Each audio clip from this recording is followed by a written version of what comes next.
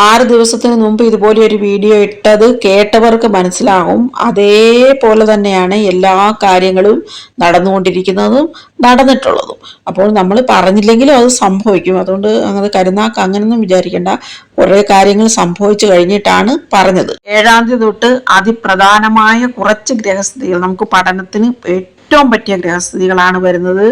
അത് ചന്ദ്രനും ശനിയും കൂടെ ചേരുമ്പോഴുള്ള വിഷയോഗത്തിന്റെ ഫലങ്ങൾ ഏറ്റവും കൂടുതൽ വരുന്ന ദിവസങ്ങളാണ് ഈ 2 ദിവസങ്ങൾ. അതെന്താണെന്ന് വെച്ചാൽ കുജന് ആ രാശി ദൃഷ്ടി എന്ന് പറയുന്നത് കൊണ്ട് അല്ലാതുള്ള ദൃഷ്ടികളും ഉണ്ട്. കുജൻ നീചത്തിൽ നിൽക്കുകയാണ്. ആ കുജന്റെ ദൃഷ്ടി, സ്പെഷ്യൽ ദൃഷ്ടി ശനിക്കുണ്ട്. അതുപോലെ ശനിയുടെ ദൃഷ്ടി ലഗ്നത്തിലോട്ടുണ്ട്. ഇങ്ങനെ എല്ലാം കൊണ്ടും നോക്കുമ്പോൾ വളരെ പ്രധാനപ്പെട്ട ദിവസങ്ങളാണ്. ഇത്രയും നാളുകൊണ്ട് നമ്മൾ പഠിച്ചത് എന്താണെന്ന് വെച്ചാൽ ഈ കേതുവിൻ്റെ ദൃഷ്ടിയോ യോഗമോ ഏതെങ്കിലും ഗ്രഹങ്ങൾക്ക് വരുന്നത് വളരെയധികം ദോഷകരമാണ്. അതായത് നമ്മൾ കഴിഞ്ഞ വീഡിയോയിൽ ചോദിച്ചിരുന്നു ഈ ഗുരുദൃഷ്ടി ആ ദോഷം കുറയ്ക്കുമോ. സുനാമി ഉണ്ടായില്ലെന്നേ ഉള്ളൂ, ഭൂചലനങ്ങൾ ഒരുപാടെടുത്ത് സംഭവിച്ചു. ചന്ദ്രൻ ശനിക്ക് അടുത്തോട്ട് വരുംതോറും ഈ മണ്ണിടിച്ചിൽ, ഭയങ്കരമായ മണ്ണിടിച്ചിലുള്ള സാധ്യത, വിഷവാതക ചോർച്ചയ്ക്കുള്ള സാധ്യത, ഇങ്ങനെ പറഞ്ഞപ്പോൾ നമ്മൾ വിഷവാതകം എന്ന് ഓർക്കുമ്പോൾ പുകയും വിഷപ്പുകയും ആ പറഞ്ഞതിൻ്റെ പിറ്റേന്ന് തന്നെയല്ലേ കൊച്ചിയിലും തിരുവനന്തപുരത്തും എല്ലാം എത്ര എടുത്താണ് ആ ദിവസം തീപിടുത്തം ഉണ്ടായെന്ന് ശ്രദ്ധിച്ചാൽ മനസ്സിലാകും. അതും വിഷപ്പുക തന്നെയാണ്. അപ്പോൾ അങ്ങനെയുള്ള സാഹചര്യങ്ങൾ ഈ കുജൻ എന്ന് പറയുന്നതാണ് ഈ രാസപദാർത്ഥങ്ങളുടെയും അഗ്നിയുടെയും എല്ലാം കാരകത്വങ്ങൾ കൊടുത്തിട്ടുള്ളത്. അപ്പോൾ കുജന്റെ കാരകത്വങ്ങൾ നോക്കിയാൽ നമുക്ക് മനസ്സിലാകും.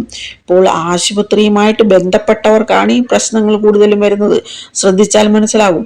അതുപോലെ തന്നെ ആശുപത്രികളിൽ പലർക്കും ഈ മനസ്സ് നിയന്ത്രണമില്ലാതെ പല കാര്യങ്ങളും സംഭവിക്കുന്നുണ്ട്. അതൊന്ന് ശ്രദ്ധിച്ചാൽ മനസ്സിലാകും. അതുപോലെ സിനിമയുമായിട്ട് ബന്ധപ്പെട്ട ചില പ്രശ്നങ്ങളും ഉണ്ടാകുന്നുണ്ട്. അത് ശുക്രൻ കാരണമാണ്. ശുക്രൻ ഈ രാശി മാറിയപ്പോഴാണ് ഇതെല്ലാം സംഭവിക്കുന്നത്. അപ്പോൾ ഗ്രഹസ്ഥിതികൾ അനുസരിച്ച് മാത്രമാണ് ഇതെല്ലാം സംഭവിക്കുന്നത്. ആ കാരകത്വങ്ങൾ അറിയാമെങ്കിൽ നമുക്ക് ഏത് പൊട്ടനും മനസ്സിലാവും. പിന്നെ നമ്മൾക്ക് കുറച്ചൊക്കെ മനസ്സിലാകത്തില്ലേ. രാജ്യങ്ങളും ഇന്ന സ്ഥലങ്ങളും എന്ന് പ്രത്യേകിച്ച് നമുക്ക് പറയാൻ കഴിയും. അതിന് കുറച്ചുകൂടെയൊക്കെ പഠനങ്ങൾ ആവശ്യമാണ്. രാജ്യങ്ങൾ പറഞ്ഞു വെച്ചിട്ടുണ്ട് ഓൾറെഡി, മഹർഷിമാരെല്ലാം പറഞ്ഞു വെച്ചിട്ടുണ്ട്. നമുക്കത് കൃത്യമായിട്ട് ഇന്ന ലൊക്കേഷൻ എന്ന് പറയത്തക്ക രീതിയിൽ നമ്മുടെ പഠനങ്ങൾ വിപുലീകരിക്കണം. അങ്ങനെയാകുമ്പോൾ ഇത് മനുഷ്യരാശിക്ക് വളരെയധികം ഗുണപ്രദമാണ്. കഴിഞ്ഞ വീഡിയോയിൽ പറഞ്ഞിരിക്കുന്ന കാര്യങ്ങളെല്ലാം ഒന്ന് ശ്രദ്ധിക്കണേ. അതിലൊക്കെയാണ് നമ്മൾ കെയർ എടുക്കേണ്ടത്. ഇപ്പോൾ ഏറ്റവും പ്രധാനമെന്ന് പറയുന്ന 5 ഗ്രഹങ്ങൾ, രാഹുകേതുക്കൾ എപ്പോഴും വക്രഗതിയിലാണ്. അതിൻ്റെ കൂട്ടത്തിൽ തന്നെ 3 ഗ്രഹങ്ങളും കൂടി വക്രഗതിയിലുണ്ട്. ബുധനെ, കുജനെ, ഗുരു. അതും കൂടി ആകുമ്പോൾ ആ വക്രഗതിയും കൂടെ ആകുമ്പോഴാണ് ഇത്രയും വലിയ വലിയ പ്രശ്നങ്ങളെല്ലാം ഉണ്ടായിക്കൊണ്ടിരിക്കുന്നത്. അപ്പോൾ രാഹുകേതുക്കളുമായിട്ട് ബന്ധപ്പെട്ടവരും ആ രാജ്യങ്ങളുമാണ് ഏറ്റവും സൂക്ഷിക്കേണ്ടതെന്ന് എപ്പോഴും പറയുന്നതാണ്.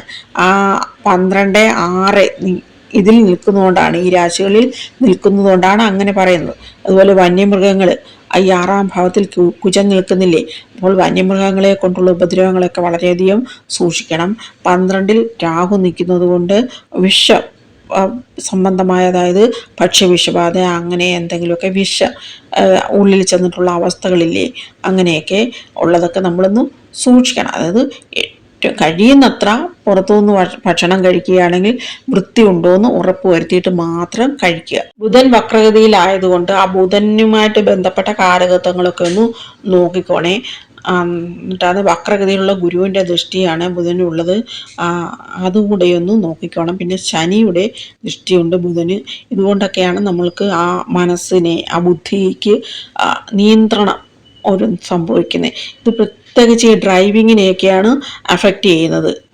ശ്രദ്ധിച്ചാൽ മനസ്സിലാവും, ബുധന് അഫ്ലിക്ഷൻ ഉള്ളവർക്ക് ഡ്രൈവിങ്ങിന് ഇച്ചിരി പ്രയാസമായിരിക്കും. എപ്പോഴും ഒരു കാര്യം പറയുന്നതിനേക്കാളും കഴിഞ്ഞ വീഡിയോയിൽ പറഞ്ഞതൊക്കെ ഒന്ന് ശ്രദ്ധിക്കുക. അത് ഇച്ചിരൂടെ തീവ്രമാകാനുള്ള സാധ്യതയാണ് ഈ ആഴ്ചയിലുള്ളത്. മണ്ണിൻ്റെയൊക്കെ കാരകത്വം, ഭൂമി കാരകത്വം കൊടുത്തിരിക്കുന്നത് കുജനാണ്. അതുകൊണ്ട് തന്നെ വലിയ മണ്ണിടിച്ചിലുണ്ടാകാനുള്ള സാധ്യതയുണ്ട്. കുജന് ശനി ദൃഷ്ടി, അങ്ങനെ ഈ രാശിദൃഷ്ടി ഉള്ളത് കൊണ്ട് തന്നെ ഭൂകമ്പങ്ങൾ ഇനിയും ഉണ്ടാകാനുള്ള സാധ്യതയുണ്ട്.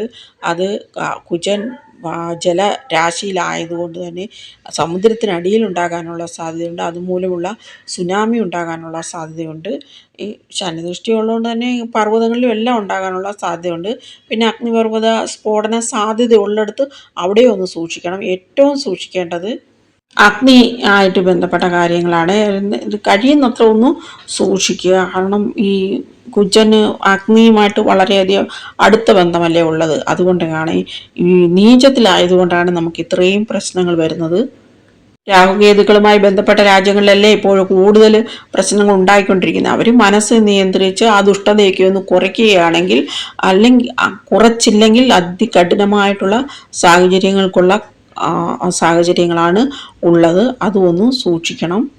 ഇപ്പോൾ തന്നെ പലയിടങ്ങളിൽ ഇന്ധന ചോർച്ച, വാതക ചോർച്ച അങ്ങനെയൊക്കെയുള്ള കാര്യങ്ങൾ ഉണ്ടാകുന്നുണ്ട്.